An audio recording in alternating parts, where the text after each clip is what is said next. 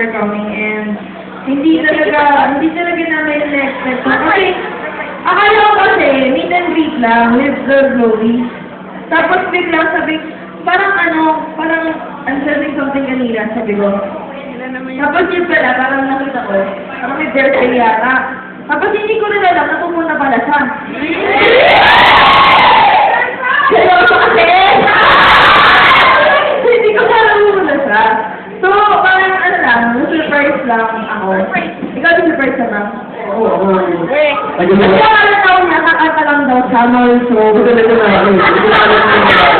mga parang kami nag-mall show dito. Kaya kami nag-mall ng sarkaso. Ano?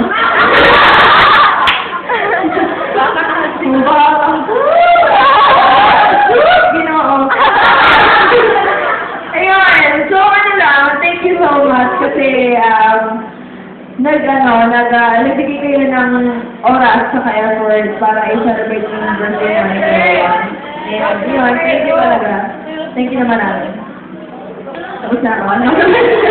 Hindi ako nga rin eh. Nalito ako kasi hindi ko na alam yung mangyayari. Pero, ngayon ang pagdating ko dito. Pagdating ko dito, nakita ko naman ako tapos, hindi ko naman in-expect na ganito yung celebration. So thank you kasi, yun, yung mga ginawa natin dito, very special. Very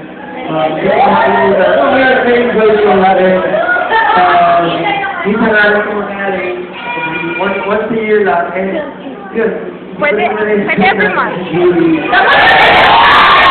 Sabi na kayo kung tatago pa ako kayo na doon, kaya sabi kaya nakita niya na ako.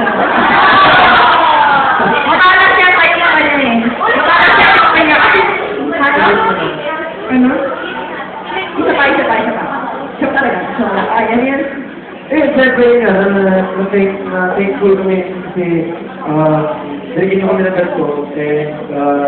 Kaya nga hindi nakaka-expect kasi galing na kami part of Pilipinas. Tapos, nagkaroon ng ganito. So, hindi nga talaga, bibigay ni Flash sa amin.